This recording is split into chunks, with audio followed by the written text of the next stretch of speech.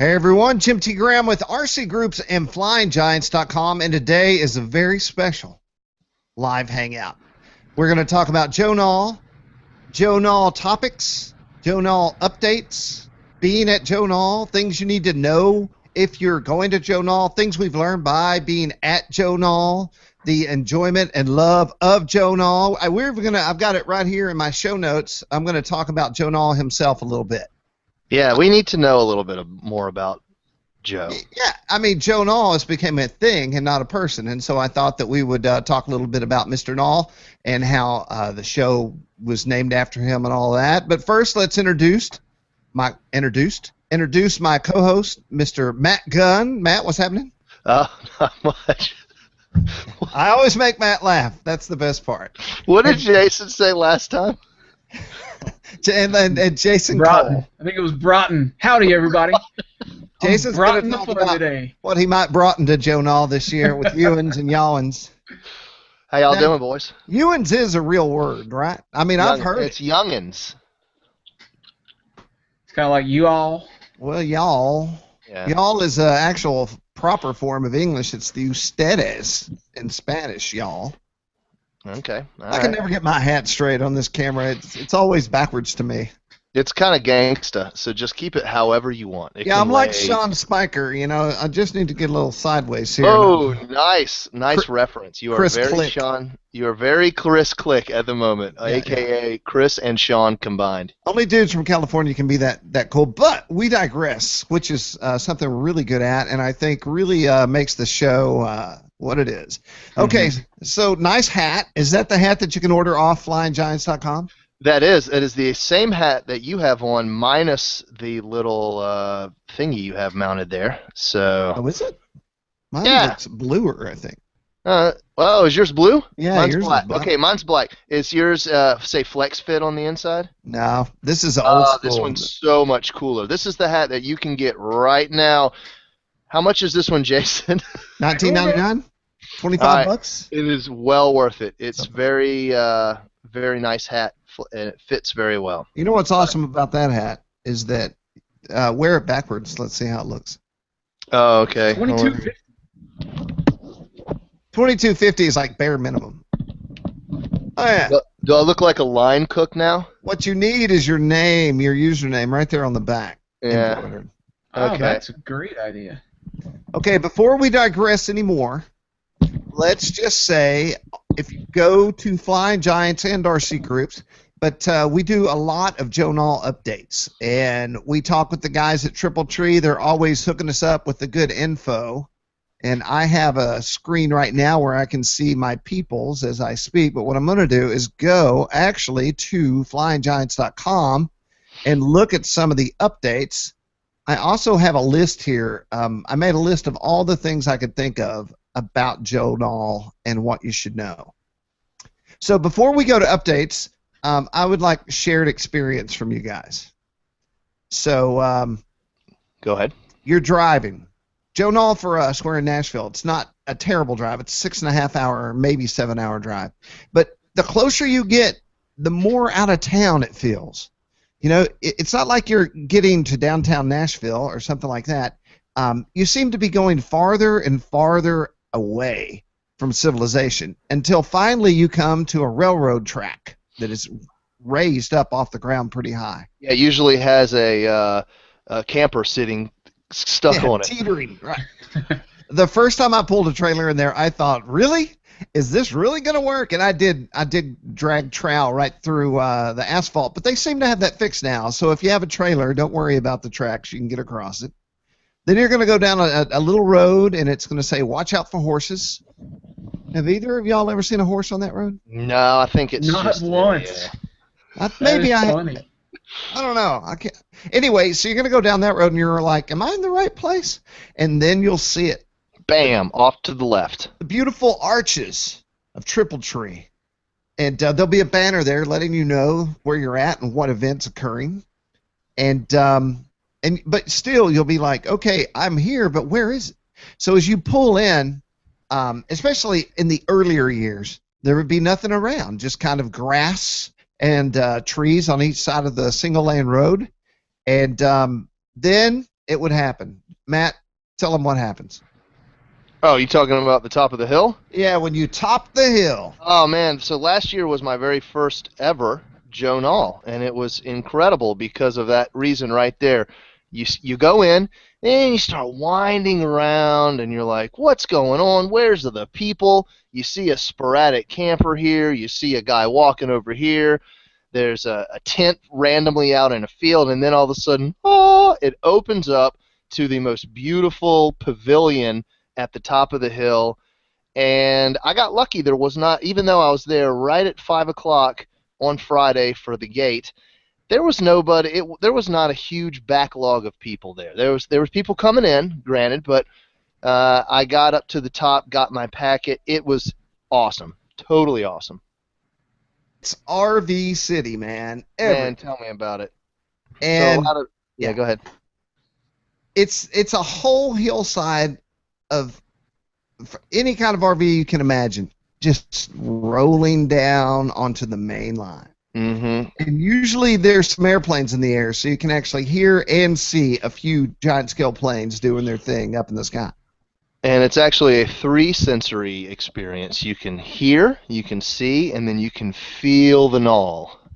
Are you talking about the dust from the road? Yes, I'm talking about the dust from the road. Usually early on, there's to that. I still have dust from last year in my camping in stuff. There is that Nall silt. So we'll talk about that in a minute. But let's continue. Keep going, Jim. As you roll down the road, you'll start seeing people walking up the hill.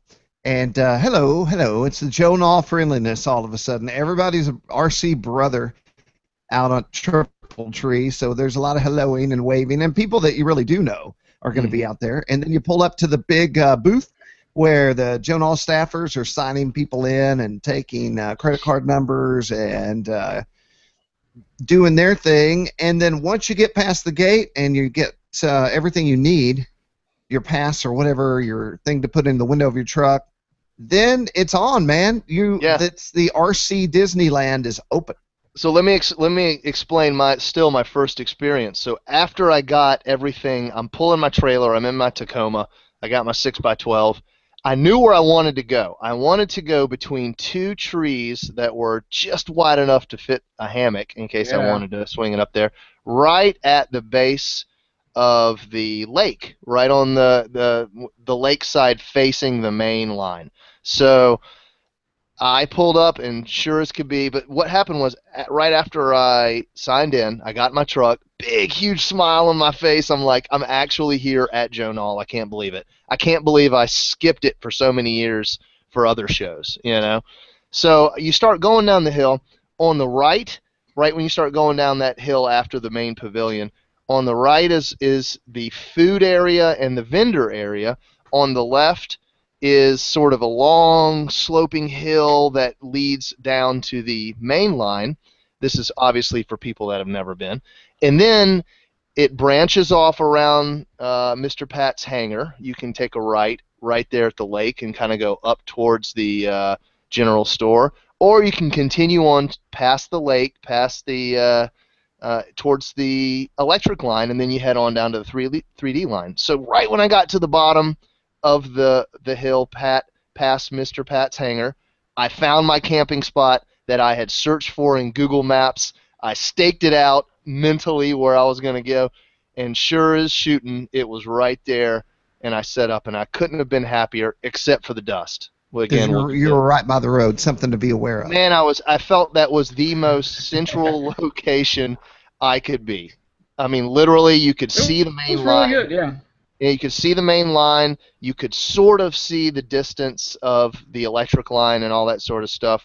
But I was right near the general store. I was right near Vendors Row. It was a literal walk right over to our tent and the Horizon booth and the Habaco booth and all the great booths that are there in front of the main line.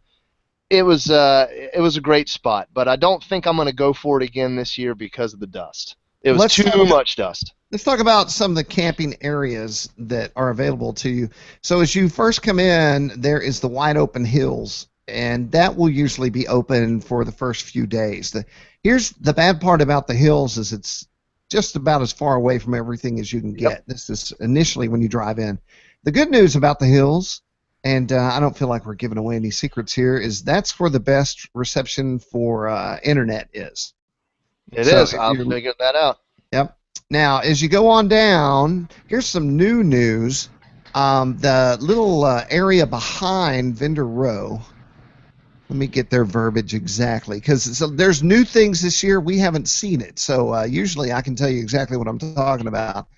In anticipation of ever-increasing crowds, Mr. Pat and Uncle John set out to open up a whole new area for camping. The beautiful new area is located in the woods behind the vendor area. So it looks like they've cleared out a hill back there. Right on. And it's good for the vendors, and it's also kind of a quiet place if you didn't want to be woken up by ripping engines or people driving down the road. That might be a good place to go. Yeah, And that's going to be an interesting spot. I'm not going to want to be there, though. I need to be more centralized. But I hear you. As we travel on down, on the right is where food vendors and all that stuff is, and they've changed Vendor Row. We'll talk about that in a minute. And then on your left is going to be the main line, and that's the original flight line for the whole dang show. And then you're going to get to the lake. Now, a lot of people like to camp around the edge of the lake because they're float flyers. You can go, there's a little road right at the front of the lake, take a right, and that can take you all the way down to the back of the lake. And I know people camp all the way back there. Mm-hmm. If you go past the lake, there's a road over the dam, and you can camp around the backside of the lake. That's always looked appealing to me. Me too. Like on top of the dam? Well, no, yeah, on the backside of the lake. Right. I never see anybody there. In fact, toward the end of the week, there was a couple of sporadic vehicles that showed up there. That area is wide open, and you can see everything, especially in the evenings when they start night flying on the electric line. You could literally sit from up there, and it's such a beautiful view, and all 360 degrees aside, well, 180 degrees. And then, if you don't like that, you keep traveling. Now, the electric line is new. We can talk more about the electric line when we get to the flight lines, but people have been camping on the right side of the road there. Am I wrong? Did they open up the woods behind the electric line? I think it looks like. Yep, they opened it up a little bit last year, and with a bush hog, and it was all dirt. And then, because I knew a few guys that ended up there, and it was just dirt floor. Now they've opened it up more, and I think they've cleaned up the ground a little bit to make it less dirty. Maybe they've got some grass.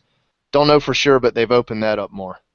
Then you keep going, and now you're seeing the 3D line way far away off to your left, and you're on that little one-lane road where we golf carts need to pull over for the bus when it comes by. And the water truck. And water trucks and big trucks. And then you hook a left on the backside of the 3D line, and then the camping starts out in the trees and all behind the 3D line, and it goes pretty far back in the back. Mm-hmm. So there's a slew of camping areas. All of this is primitive camping. They do have some non-primitive, but those spaces are usually reserved and gone way before now. So, yeah, like 2004. Yeah, not even an option at this point. So those are your camping options. You can RV it, which I've done. You can tent sleep it, which Matt Gunn has done. And you can also grab a hotel room in the Clinton area if you need some real showers and air conditioning at night. So, it looks like we don't have Q&A. Do you want to get Q&A going? Somebody just responded to Nikolai just PM'd me and said Q&A isn't rocking. Well, that's not good, but we can't turn it on now. Okay, Too late now. Too late. Sorry. It's usually auto turned on. Anyway, we'll find out later if there's no Q&A. If you so, do have yeah, any questions, I tent camp, and this year I'll be camping on the roof of my truck with one of those beautiful fold-out camps. I got a Smitty-built Overlander rooftop tent. It folds out like an accordion, and it's got a ladder going up to it. So I've got that on a roof rack on top of my truck, and it's going to rock, man. I'm so excited. And if it rains, what do? You stay in the tent, or you? Oh yeah, I can stay in the tent. Now I'll have two pop-up tents also, a 10 by 10 pop-up tent, and then I have a smaller one. So, and then the pop-up tent has walls, full rainfly walls. So I got plenty of dry areas. I've been in the rain in that pop-up tent before, and it's dry as a bone inside. So, and then the tent has 2 layers. It has a rain fly over top of it, and it's also waterproof on both sides. So even if it's pouring rain, I'll be fine for sleeping in there. One thing we would say is if you are sleeping in a tent, be sure to stake it down well, because more than a few people have had their tents not only blow, but go straight up in the air and fly through the air. And we've seen this happen with airplanes in the tents, and then when they came down, the planes were no longer in the same structure they were before. Brutality. Well, let's talk about Mr. Joe Nall before we get into the nuts and bolts about Joe Nall. Joe Nall and Pat Hartness met while attending Furman University in Greenville, South Carolina, and they shared an interest in aviation. They also shared an interest in radio control modeling. And so throughout their lives, they maintained their friendship and flew together full scale as well. And from 1982 until 89, Joe Nall was actually the master of ceremonies, the MC of, they called it then just the giant scale fly-in that Mr. Hartness held. And Joe died in 1989, and to honor him, Mr. Pat renamed the event Joe Nall. So that is the historical background of why Joe Nall is called what it is. So let's talk. I didn't know that. Let's talk about, and if you want to see a picture of Mr. Nall, you can go in the hangar and take a hard right. And there are many photos on the wall, and some of the photos up there are of Joe Nall. And cool. Other historical things that have happened over the years. So if you got a little day off, you need to go to the hangar anyway, because all the full-scale birds are up there. You want to check those out. But be sure to look on the wall as well and look at the pictures and kind of relive the past a little bit. Hey, you know what area we didn't even discuss? 2 areas we didn't discuss. The control line area, when you were mapping it out, its location, and the new FPV area. Well, let's do that now then. I have all the flight lines here in a list. I did leave out control line, I admit. So first is the main line. It is manicured golf grass. It's barefoot city. It's we counted one day the value of the airplanes just sitting on the grass, and it was over $2 million in a guesstimation of values. It's crazy. And so this is where the giant scale planes fly from, and it is pretty awesome. Anybody want to share how awesome the main line is? I've flown on it. It's awesome. I took my Pawnee up. I had to do it. Had to be a part of that line. My Pawnee is big, you know. It is literally the smallest aircraft out there when you're talking about planes that are worth $30,000, $40,000 each. How about like just the jets that are out there? It's just amazing. Yeah, beautiful stuff. And then, you know, I'm never a big demo guy. If I'm at a show I want to fly, unless I'm covering an event, then I am a demo guy. But the demo at Joe Nall is insane. You're going to see some amazing, gigantic, smoky, well-built, awesome craft. Yeah, it's an actual air show. It's not like all the vendors that sponsored the show gets to come and fly something to show off their products. It's not that. It's an actual air show. Routines to music, some of the finest aircraft in the world that you'll ever get to see in person. It's pilots. Amazing. Yeah, the finest pilots too. It's just stinking amazing. The thing about Nall is the people that you read about or design the planes that you fly, there's a good chance they will be on the ground somewhere at this event. You might not see them because the dang thing's so big, but they're there. That's the hard part, is that it's difficult to find people.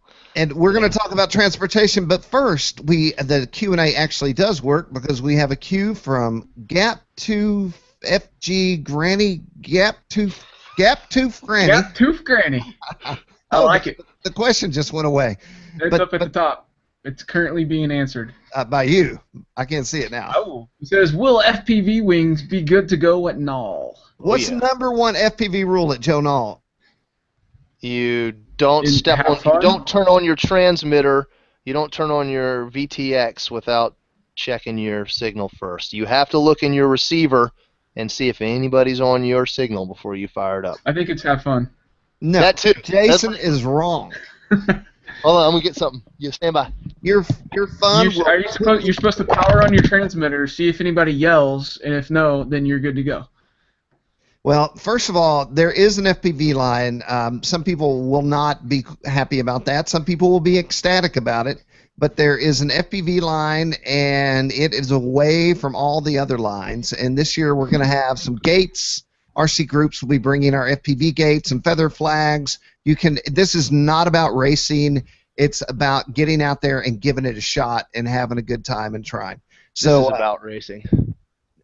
Well, there will be racing. Here's my thing. No doubt about it. If your goal is to have fun with your FPV and you're down on the electric line and you decide just to turn it on and get going, that will be fun until the other guy decides he too will just turn on and get going, and then you both step on each other's video signal and you both plummet into a tree at 30 miles an hour. Because it will happen.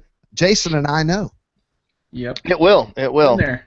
One day you're flying a quadcopter, and the next second you're in a scale warbird, and you don't know what happened. My favorite was when I was racing. I was flying a quad for racing. I was flying around the course, and all of a sudden I'm looking at the back of this guy's ankles. Oh man! Turned on, sitting on the ground. I'm like, whoa, wrong. What do you do in that situation? Just chop the throttle. Chop the throttle. Yeah, that's it. So here's what I've challenged Jason to a Banshee race. Yeah, baby. Just a friendly Banshee race. This is my VAS Banshee, and this is a 94, 95 mile an hour wing, straight and level. And Jason's got one too. So we are going to have a little friendly race when we get there. I was about to say ours look identical, but it won't really matter in FPV. Right. What will it? This is the only differentiating thing on mine is the eyeball. Yeah. Yeah. So the FPV line will be run by Mr. Tim King Jr., Clint, and Steve, I'm assuming from Castle, are a part of this. And they will have it set up so you can get in on your frequency and make sure that everything's nice and straight. So if you want to fly FPV, head up to the FPV line and do that. And so they made a good point. Tim made a really good point in the RC groups thread, and he said, make sure you have with you your frequency your button, instruction manual. Your instruction manual that says your frequency. So when they say don't use this frequency, you're not like, duh, I have no idea. And that sounds like it would be, you would know exactly what frequency and all that, but it's not. Every one of those video transmitters is different. That's right. And luckily, if you look here on this, here we are, the Dragon Rider Drac, which I have just an extra one sitting here. Look right on the back right there. Booyah. There you go. Channel 1 through 8, A nice. through E. So I always keep this in my truck along with my head play, so I know what to go to on the receiver too. Looks like a pack of fireworks. It does, doesn't it? Let's talk about the electric line. Where's the DLG line at Nall? Yeah, well, that's to the right side of the electric line. Yeah. So the electric line is pretty new, comparatively speaking, to all the other lines, but every year it just gets bigger and bigger. It's pretty amazing, the growth. I remember the first year, no one was there. The second year, wow, and then last year it was just blown out full-time, nonstop. They didn't have enough space for all the campers that wanted to park there last year. We had to like sort out spacing issues. So and who knows how big it'll be this year. Down there. So that is something to take in consideration. You can fly your small, mid-sized electric birds on the electric line, and DLG is successfully flown on the right side, the very far right side of that line. Been doing it for a few years now. Yeah, kind of near the that static P51 display or whatever that static full scale was there. Kind of near the tower between the 3D line. I can fly there or on the left side of the flight line too. There's that spot where I fly my paragliders. There's some open space there that's pretty much out of the way of the main electric flight path. So. Jason and I are bringing paragliders, and so I guess we'll be flying them to the left side of the electric line around sunset each day. Hey, I watched you guys do that paraglider review. That was awesome. I mean, well done. You guys nailed it with regards to, because I initially watching it, you took off for the first time, Jim, and she's going, woo, woo. And I'm thinking in my head, is he doing something with the elevator stick or throttle? Because I had no idea how to control them. Then you guys went in and explained it. So I want one. I want one. I want one. Hopefully there'll be one there, or I can fly one of you Yeah, guys. man, you can fly mine for sure. Okay. All we need are batteries. I need 3-cell 2700 or above, and I that'll got plenty get of us in those. business. And so then we talked about the main line, spectacular, a must-see. Probably once a day you need to go up there for the demo. Jason's still sleepy from Seth. He's yawning. And then you have the electric line, and the showiest, smokiest, most heart-pounding line there is has got to be the 3D line. There's hippies, there's OGs, you name it. They're down there ripping it up and tearing it down. It is Ripping and tearing. Ripping and tearing. And then there's water out there, so they'll get on that water and do low smoky hovers, and it's just beautiful and awesome. They have their own gazebo, and it's a great place to hang. It's a good, probably, if it were me, I'd probably head out there in the morning, hang out until the noontime demo, then walk up the hill. Yeah. I remember when that didn't exist, man, and people had to walk half a mile from the classic line to the lake when they wanted to dunk the tail. It was like a thing, you know. You had to set up and prepare for it. And I remember Jason Schulman fishing out of the lake with a giant scale 3D airplane and caught a fish.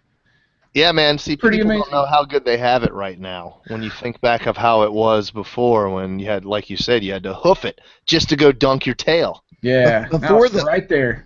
Now they have school buses that'll pick you up with volunteers who drive, and so you can catch a ride to the bottom and catch a ride to the top. But before the school buses were out, I put a trailer on the back of my old blue 30-mile-an-hour golf cart. Don't drive 30 miles an hour at Joe Nall. Mr. Pat will find you. Also, he will find you, and he will hunt you down, and he will make you pay. You'll never feel worse than Mr. Pat explaining why you're going too fast, or telling you that you should not ever again drive up the side of the dam of the lake. So don't do that either. Is this first-hand experience there, Jim? Oh, you know what? I've driven up the side of the dam. I've driven up that damn dam. Did you drove it up it? Did you brought in something with you when you drove it up I brought in a golf cart, and I drove it up the damn dam, and you know what? I did not get a caught. Well, I like the cart path behind the lake, personally. Yeah, it's nice, isn't it? For driving the cart. You can go as fast as you want. Put it in neutral. Go down the hill. See where you stop. What are you talking about? The cart path behind the lake. It's the like an off-road course. Off-road trail for golf carts. You're talking about the golf cart track behind the vendor road. Yeah. Behind it comes out to the lake. Technically, that is behind the lake, yes. Yeah. Be careful on that. If you go off-road, do it at your own peril, and don't go too fast because you never know what's around the next corner. I say just put it in neutral because the engine slows you down, man. I'm going downhill. Pink flamingos are back there, aren't there? Those lawn flamingos? You guys, you remember that? I never know what you can find back there. I've been there in the middle of the night and found a truck in the middle of the road. So that could happen. So be careful. So what I'm trying to say, I'm going to cap this off here. No, we're doing good. Just keep it going. Don't litter. Don't drop your cigarette butts. Cardinal sin. Don't leave your water bottle laying around, especially on the demo line. Don't drive up the back of the dam. Don't go too dang fast. And just assume Mr. Pat is watching you.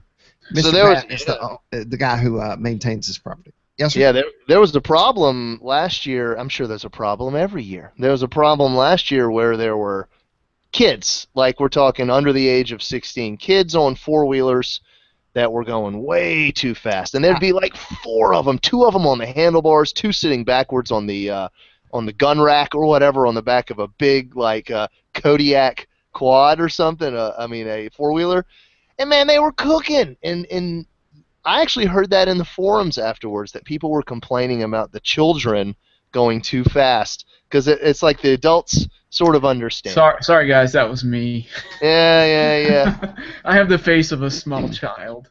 Yeah, you do, brother. How old are you, like 60? You like Ralph Macchio? I heard that you eat tulips, and that's why you stay so young looking. I never had a four-wheeler when I was young, so when I got it at Nall, I just went all out. Man, oh boy. Well, I'd say speed limit was always something I noticed that people were cooking, especially in actual vehicles, cars going back and forth. Well, be careful. I bought a motorcycle at Joe Nall one year. I don't know if Jim remembers this, but when we went as Hobby Lobby, in the middle of the town, there was like a scooter mini bike store. Emporium. Yeah, And it was like Christmas that day, and we were all looking at what we might buy to drive at Joe Nall. And you bought one? I went in there and I bought a little 50cc mini dirt bike. Oh, cool, man. And, where is it? Did you leave it? I ended up selling it like a couple years later at Nall. So I drove it around a couple years at Nall. Hey, you guys saw my mini bike, right? I sold that. Oh yeah. Oh, you sold it. Dang, man. Selling all the good stuff. I hope you're replacing it with good stuff. I don't have. All I got's a golf cart this year. I don't have any cool transportation. So, no, the golf cart's cool. We can't talk about it, but the golf cart's cool this year. There's nothing better than the golf cart for hauling gear and picking up people. I don't know if I finished this story, but I'm sorry. Before the school buses were running, I put a trailer behind my golf cart, and in that I screwed in a picnic table. I put tiki torches on all the corners, and cool. I had a guy riding in the golf cart who played electric guitar. I'm not kidding you. The whole show, every day, nonstop. It was awesome. So I would remember drive, that. If I was going somewhere and you were walking, I would just pull over and start loading people up on the golf cart. And we did this the whole show. It was awesome. That does sound incredible. Now, people were sitting in the the picnic table? On the picnic benches, yeah. Was there anything underneath them? It was the floor of the Okay, so their feet weren't Fred Flintstoning. Like, they weren't dragging. They weren't, but sideways. Like, everybody's ankles are twisted. We need a pedal tavern at Joe Nall this year. Oh, that'd be hard. My God. You want to talk about people not wanting to get on something? You'd only make it down the hill. You'd never make it back up. Yeah, that's right. So let's talk about the water line. So I think that lake, I don't actually know how big it is. How many? Excuse me. It's many acres. I don't remember how many, but it's a lot bigger than you think because it kind of doglegs around the backside. It's between lake and pond. It's definitely just about a lake. And it's seriously a lake, yeah. As long as the weather works, there's people flying small craft and gigantic RC aircraft off that lake and boats. Awesome. I think technically, maybe it's changed, but I think technically during the normal operating hours, it's supposed to be giant scale only. And then after hours 5 and on, you can fly anything. Really? But I never knew used to be the case. I don't know if it's changed or not. Everything was flying, man, like nonstop. There was. In fact, I never saw a flight line boss. It's just do your own thing. There were RC boats. Obviously, the boats were staying out of the way of the landing and departing RC airplanes, but there were boats on the water. There were airplanes. There were foamies. There were big and small. I think you're right, though, Jason. When the big boys were playing, all the little stuff sort of was being nice and gave way. You know. Yeah. So, I'm on a cool spree. I got to show you guys the coolest float plane you'll ever see. Matt Gunn is on a cool spree. We're just waiting music. Here we go. All right. Okay, this is the most beater airplane you will ever see in your entire life. Seawind. Yeah, hold on. Let's see if we can get it on here. So, this thing has been through the ringer. It looks like it. It is my very first... This is my second airplane I ever purchased when I got into the hobby, back in 2006, 2007, I think. This thing was fresh. I mean, look at it. It's got holes in it. It's got... I don't know what's going on the back here, but it flies so well. So I'm bringing it. I love that airplane. I'll buy it when you decide to sell it. And then the last but not least, Jason, one other airplane I'm bringing, and I will stop hogging the show here. Is Jason? You remember this? Oh yeah, man, Kyosho. Yeah. So this airplane has a nice little history. This was the second airplane I ever did a review on when I joined RC Groups. And I asked Jason for it because Jason worked at Hobby Lobby. And I said, Jason, I want this plane. And he sent it to me. And I still have it. And I don't really have a lot of planes from a long, long time ago because they all crash. The only thing that ever happened was a bad hand launch by B.S. Bowman. Oh yeah. And yeah, you'll see right there. But it's got the little hooks in the back right here. It's got a little. Are you taking this airplane to Joe Nall? You better believe it, Bubba. All right. So I just wanted to show, because I'm packing lighter this year. I'm Hey, not bringing. show us your control line airplane. Have any of y'all done the control line? The control line is set I want up. to do it this year. You have to make me do it. He invited I'll us up probably there. won't have time, but I want to get down there. I've always wanted to do it. I did it as a kid with my dad with an F-16 nitro-powered 049 Cox deal. Oh yeah, Cox. And I have that memory from being a kid doing it. It's like that's the only time I ever have tried it. So I definitely want to do it. All right. Well, everyone go try it. I don't know if there's a certain time when there's people out there or not, but I know that they have planes that you can try. Yeah, they do. They have a line you can go sign up and they'll let you take turns. I believe they're using electric versions. I'm afraid they've got a guy helping and telling you what to do and kind of walking you through it. And then finally, for our Heli freak people, there is a Heli line, and that is definitely run by Castle and Steve and Clint. Oh yeah. So that is right at the top of the hill as you're coming into the facility on your left-hand Pretty much side. adjacent to the FPV stuff, right? I can't see it in my head where they put FPV. Me neither. I'm having a little. It's the same spot as last year. You remember how last year they had a couple of gates up? No, I don't. I don't. So I don't even remember a single. It's like it's between the Helis and the classic line, and it's just to the right side of the Heli end of the Heli area. And they had a couple of gates, and guys were flying some racers and stuff through last year. Okay. So Ready Made RC's going there. I don't know if they're bringing the wagon. I know Alec is going. I think Joe Estes is going. Love Joe Estes. Yeah, he's a hoot. So, but last year they were down literally across from the entrance to the control line. So they were right there. So they flew their FPV on the grass right in front of the Ranger tower, of that tower that's there. Yeah, that was where we flew a little FPV. I was thinking, Jason, we were flying a wing out there, and I said, this is what I want. And then I just realized that wing I just built is what I said I wanted last year at Joe. Oh, nice. So I'm going to bring my wing, and then I'm going to bring my big paraglider and Max the pilot. Mm-hmm. And I'll probably bring one more thing just that'll be fun to fly. But let's talk about vendor row. One thing you need to bring is cash money. There's two reasons for this. One is food and water and ice. Yeah. To date, you can't buy ice unless you have cash. Better put this on my list because I never bring it.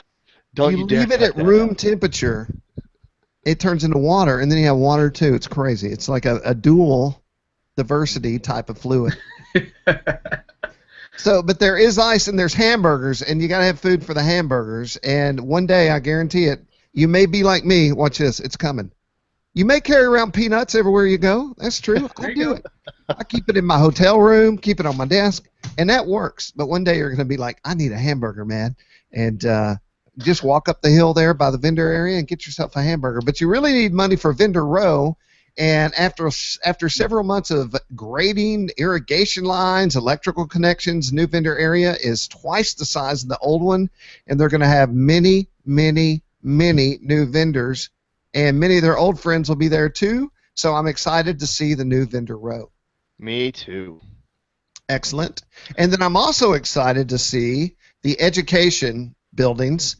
And this is something I think that Pat and all the folks have been really working hard so that they can give back to the kids the future of our hobby with the educational buildings. And I'm betting money they will. I'm looking at a picture right now of them drywalling the interior, but I bet by the time we get there, they will have something for us to see. I hope so. And one more thing, Jason, I might need you to help me chime in on this. Joe Nall Triple Tree used to be owned by Pat Hartness. Pat realized at some point that he was not going to live forever, just like all of us at some point in time will expire and spin the mortal coil. So his question was, I wax poetic. His question was, what will happen to the land and the property if I'm not here to protect it? And so he basically gave the property to us, the RC pilots. It's no longer in the family. It's out of the family. And so it's up to us to donate, maintain, whatever it is that they need. It's up to every one of us to do what we can for that property to make sure that when we're gone and spun the mortal coil, that it'll still be there for my kids and my kids' kids.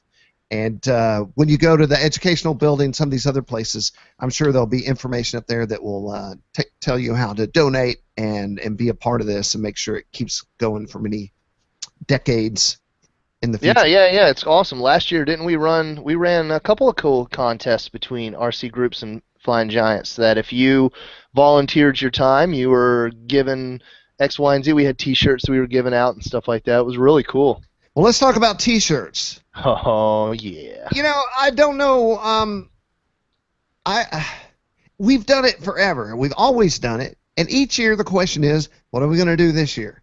So behind me, mixed with guitars and my samurai swords, things like that, are just a small smattering of the shirts that we're bringing with us. In fact, in our last trip to Seth, Jason turned around. I drive a Ford Excursion, the largest SUV ever made, and he said, the largest and most active. I said that my SUV was right on enthusiasm, and it got 100 miles to the gallon. But he said, where are we going to put all these shirts? And I'm like, they'll fit back there. So we're bringing the most Flying Giant shirts that we've ever brought in the history of FG. And we're also bringing, probably, I have to assume, the most RC group shirts. In fact, we've kind of been hoarding RCG shirts to take to the event. So if you're listening right now, your question is, Jim, how perchance could I get one of those free shirts?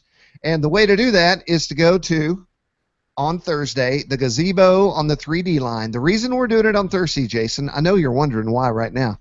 I was. Wednesday's kind of a tradition, but a lot of people don't get there on Wednesday. But most people are there that are going to be there by Thursday. And so Thursday, oh, man. I believe the time, please don't quote me. I haven't written the article yet. I believe the time is 11 a.m., 11 in the morning on Thursday at the gazebo. We'll be handing out shirts. It's first come, first serve. Last year we tried to distribute them each day, and some people didn't like it that way, so we're going to go back to the old way. So Wednesday, 11 a.m., gazebo, 3D line, FG shirts. Thought you said Thursday. Yeah, you just said Wednesday. Rewind. Thursday. Thursday is the day. Yes. And there will be no double shirts handed out. You will not get 2 shirts for your wife or child back in Tecumseh. You can't do it. We're not giving out double shirts. Everybody gets 1. Right? Matt will enforce that. Oh yeah, there's always. In fact, I mean, you can't. I'm not blaming people, but there's always people that are like, "Can I get another one, please?" Well, it's always a good time. We have a big line. We have the whole team there. Miss Ashley will be giving these shirts out with us, so it'll be rock and roll, good time, fun, and then you can wear them on Friday or Thursday or whenever the heck you want to wear the shirt. Then we're doing it at 11 because the demo will start occurring on the top main line. That's why we're doing it a little bit early. And so then we'll head on up to the top. And the thing that we're there for, really, Jason, Matt, myself, Miss Ashley, are to shoot photos, shoot some videos, and just broadcast this event out to everyone who can't be there. People rely on us to see what they're missing. Yeah, we are there to kill it with coverage. And we do it every year, and we do it in different ways. Every year we tweak how we do it just a little bit. I know we're going to change things up just slightly this year. And it's always interesting to see how that goes. And but the main goal is to make sure every day you're getting good content and really seeing what's going on the ground at Joe Nall. As the dog barks in the background. That's a Team FG RC group. Way downstairs, you can still hear that. That's great. And then the RC group shirts are yet to be determined on when we're giving them away. Maybe we give them away later in the day on Thursday on the electric line. So I think that's the way to go. So just stay tuned. We'll have a feature article on FG about the shirts, and we'll have a feature article on RC Groups about how to get a shirt there as well. The shirts are awesome. I designed them. Well, yeah. Of course they're awesome then. Mm-hmm. So Now I want to talk about what the heck? I'm looking at the wrong list here. I'm glad I didn't read that list to everybody. I want to go over a list, and I didn't ask you guys to do it because I want you to do it off the top of your head. Things you must take and not forget when you're going Jason, to Joe Nall. go.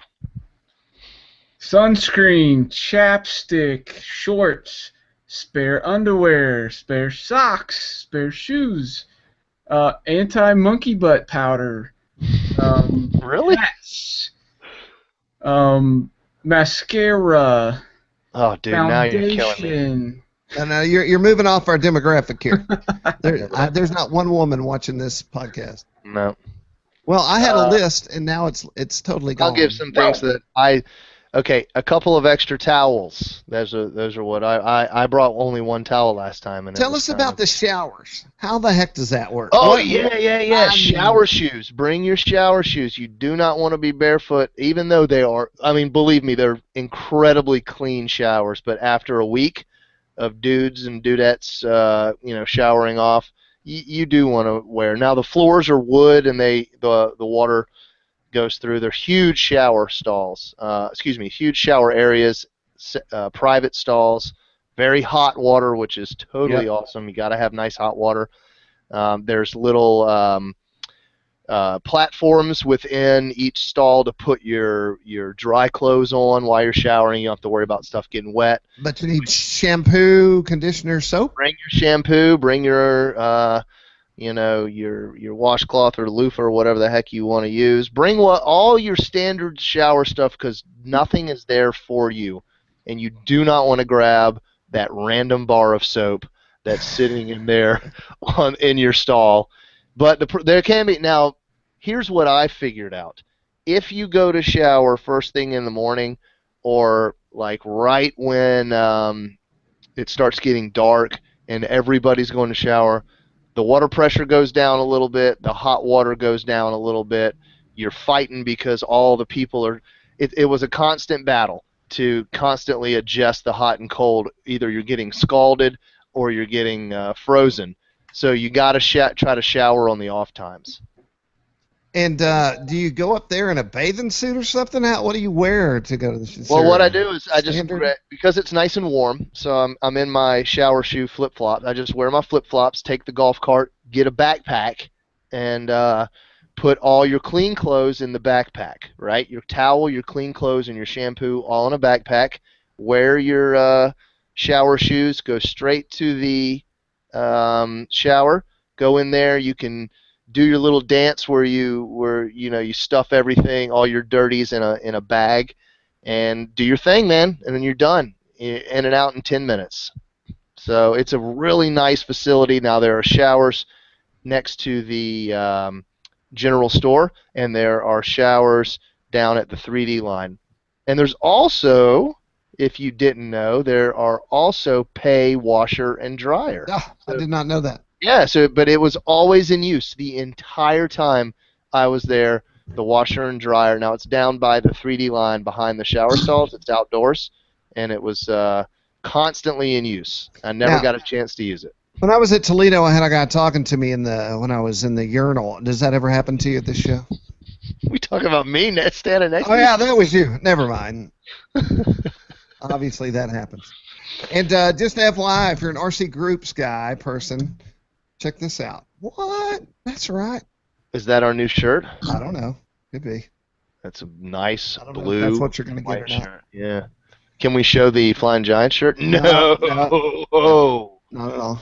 Negative. It's one thing that you need, and I bring two, is a hat.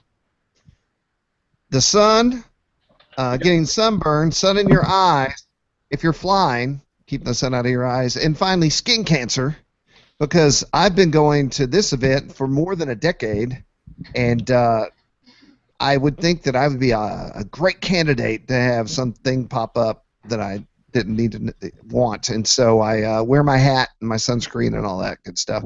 The other thing you need are more than one pair of shoes. You need two pairs of shoes, and I bring two. I wear boots, but I bring 2 pairs of boots, and I bring rain boots. Because when it's wet, the very last thing you want to do is wear your good boots and get them sopping wet and then just have to deal with it until they dry. How do I look? Dude, you like what's his name from Caddyshack? Yeah, this is my Joe Nall hat. Do you wear sunglasses? Because I want to see you in the shades too. Yeah, I don't have my sunglasses with me. I also have this one too, which is my I think you should wear those headphones at Joe Nall with this. at all time, like I'm talking to somebody in the air, like some sort of ground control.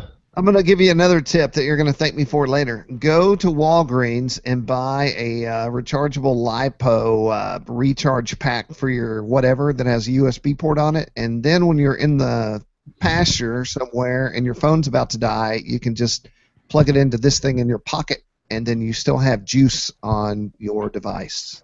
And don't forget the chargers for your flashlight batteries, like I did at Ceph. Yes. So I just put a review out, and I am going to promote it one more time. This. Yeah, the Phoenix. This is the little Phoenix PD35 960 lumen light. You definitely could fly an airplane off of this, drive a golf cart off of this, which we did at our golf cart had headlights, but they didn't work at our last event. And so I wear it on my belt, and then I have a big one too that you could fly. Literally, I could spotlight up the hill with my big flashlight. If anybody wants to fly at night without lights on their airplane, we can spot it with those things. It's cool, man. We're your crew. Hey, speaking of, let's talk about the nightlife, man. Oh, wait. Before we go to nightlife, I have to acknowledge, and should have right off the start, our Flying Giants event coverage sponsor, and this ties into the nightlife, Extreme Flight RC. Sure does. Extreme Flight RC.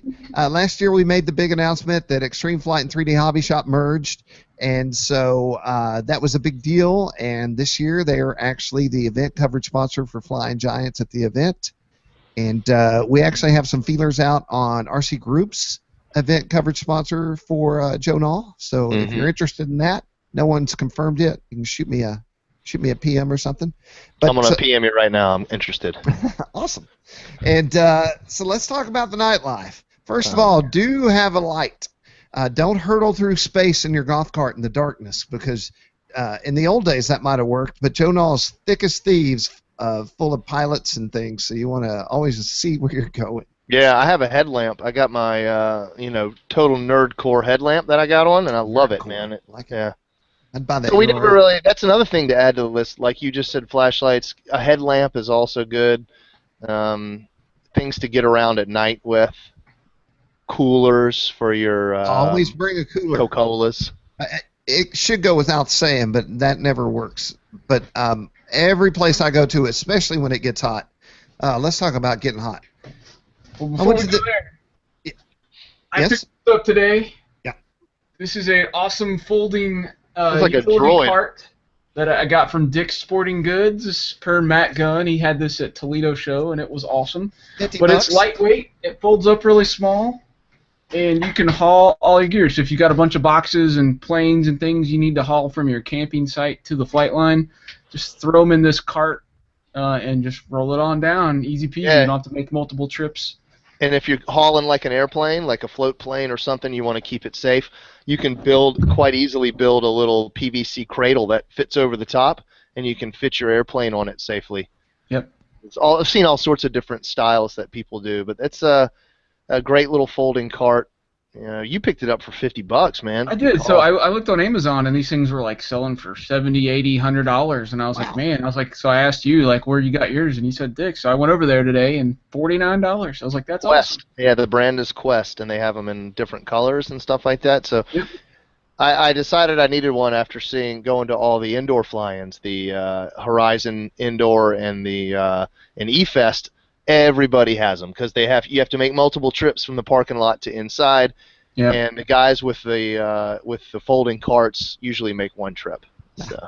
And you can put your ice chest in here. So this is very important. I went a couple of years ago, and it was super humid, super hot, and I always think that I'm bigger than the weather, and the weather got me. I was down for about a week after Joe Nall, and I don't know if it was heat stroke or what, but you need, especially if it's really hot, if it's sweaty hot, you need to have a bottle of water in your hand all the time.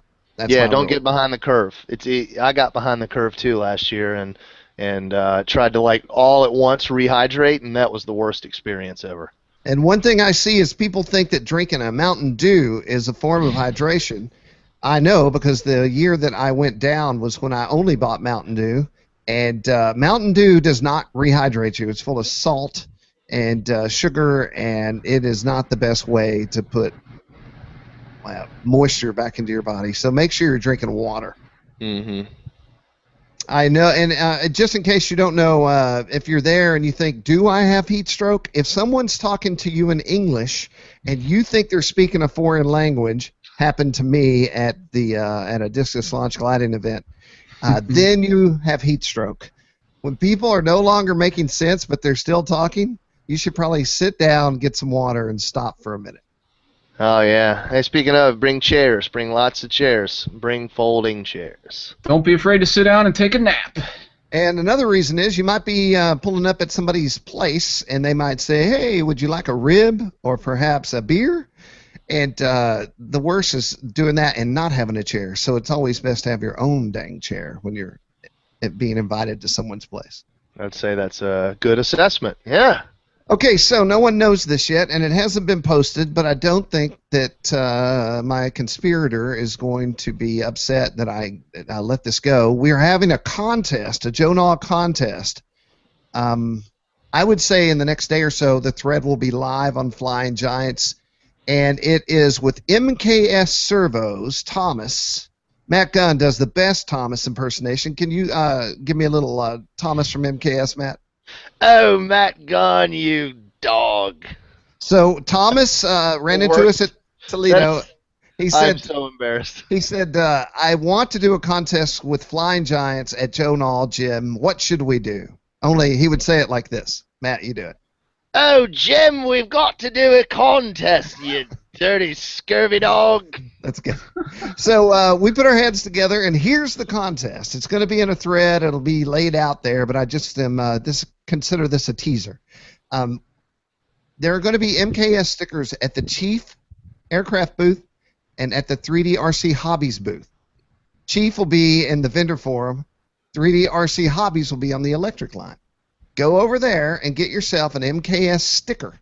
Now, Thomas and I have made sure that there are plenty of stickers to be had, but you still want to get there early. I would hate to get there and there not be any stickers. You're going to take this sticker and stick it on something that you own. I don't want you sticking it on something that will get you in trouble or would not be cool, but stick it on anything. Your forehead, maybe your rudder, your transmitter case, your truck window of your truck would be awesome.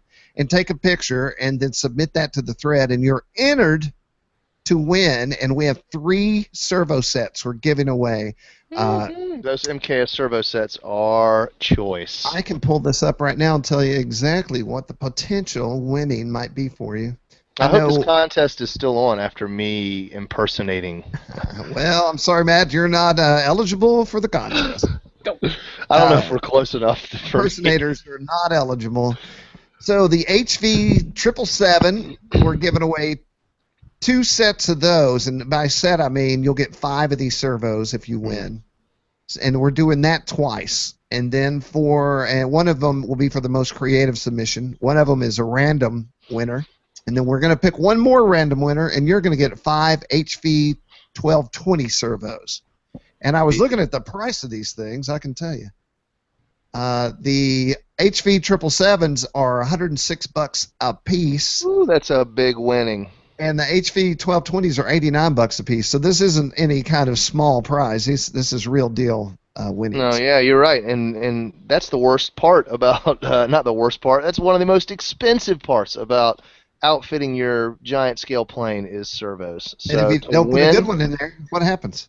Well, you have to outfit everything all over again. No, you lose your dang airplane. It could cost you everything. Mm-hmm. Like marrying the wrong woman. You could lose everything. You got to pick them right.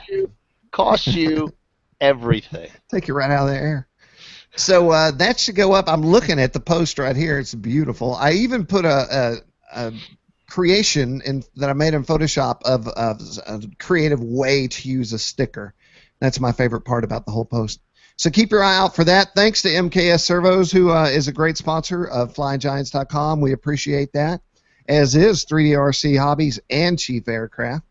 And so that all is going down. I hate to say this, but I'm at the end of my list, guys. Do what? I'm at the end of my list of everything I wanted to talk about. Well, it's been an hour. Yeah. Oh, wow. Straight up. Hey, we never did talk about the dust. Let me tell you what not to do. Yes. Don't camp out right against the main drive. You're asking for trouble. I mean, sometimes you have to, but when the wind starts blowing and there's 200 cars every 5 minutes, vehicles going flying past, and they can't stay on the road anymore because there's so much traffic, so they start going off into the on the side of the road, Right. and it turns to silt. All of that dust and silt will enter every single thing that you have set up. I mean, if you have your windows of your vehicle cracked to keep some of the heat. the heat, everything on the inside will have a fine layer of silt on it. All of my airplanes that I had out were just covered in brown dirt, everything. So just be prepared for that. I am setting up away this time from the road. And you personally, the first day of dust, not that bad. The second day of dust, not that bad. The third day of eating dirt for 3 days straight, you definitely feel it. I mean, it's in your nose and your everything. Oh, and you know what else we didn't discuss that got me hardcore? Chiggers. Yeah, I took my shoes off and sat down Indian style on the floor, and on the grass on the main line. By the time I got back into, actually just not even before I left yet, I had welts all over my ankles, and it took weeks for that. I had hundreds of chigger bites all over me. I was going to say, luckily they go away in about 4 weeks. Hey, we got a question from Eagle Tree. John. So Jim when and I are you guys arriving? Yeah, so Jim and I will get down there Tuesday, May 10th. But we have Matt will be on the ground Monday, and we have Miss Ashley going down even much earlier than that. So if I've got a secret photographer on the grass that right now. Yeah, they're there now. They're hiding on the creek behind. But we will be having, if I handle everything just right, we'll be having daily photo coverage coming out from the moment the gates open up. Jim T. Graham? That's what they call me. Are we making a special trip to Charlotte before we head down and all? I don't know. Let's talk about that after. But you know, I have considered it. So I don't even know what you guys are talking about. Let's just say it involves a little bit of shooting. Oh, lucky ducks. Yeah, we'll see. But what else? One thing I did leave out, first of all, thanks to Mr. I should have said this at the beginning. Thanks to Mr. Pat and the whole Triple Tree crew. This is but 1 week out of a year, and these folks work hard all year long to make sure that everything looks great, is functioning right, and is ready for us. And literally, everyone will go in there and destroy the place. I mean, that's part of the deal. The grass is going to get chewed up and things like that. But and this isn't the only event, of course, at Triple Tree. They have events for full-scale airplanes. They have electric fly-ins. They have heli events. They have FPV events. So there's events all year long at Triple Tree. It is a important part of our hobby and a place that we need to treat with respect and take care of as stewards of Triple Tree. And once again, just for the RC pilots that aren't even born yet, that will be there one day taking our place when we're the old guy that can barely make it to the flight line. You know. Yeah, I would dare say it's the finest facility in the world for what we do, so we definitely want to take care of it. It's also the largest RC event in the world, bar none. And you know, there are large events out there, but they're not open to almost every facet of the hobby the way Triple Tree is. And hey everyone, this was shot live, so we had a little audio fallout here at the end. But before we jumped out of this, I wanted to just say we look forward to seeing everyone out on the field at Triple Tree, the multiple fields. And my final statement I was about to say is if you haven't gone to Joe Nall and Triple Tree, you really owe it to yourself to do it. I can't really describe how awesome it is. Verbally, you literally have to walk out on the grass and stand there and experience it for yourself. Once again, thanks to the whole crew at Triple Tree, Mr. Pat, Mark, and Mike, and everyone out there that does what they do. And we look forward to seeing all of you at Joe Nall. We're loading up and prepping and packing and getting it all ready to go. If you see us on a golf cart, be sure to wave at us so we can get your photos up in our event coverage that we upload daily to flyinggiants.com. And we'll be doing stories and videos as well. So we're really excited, and you should be too. Thanks if you've watched the whole video. I know this is a lot of information. A lot of you already know what Joe Nall is and how to prepare for it, but hopefully we've helped some folks that are going to be new to Joe Nall. So I'm Jim T. Graham of Flying Giants and RCGroups.com, and I'll see you at Joe Nall.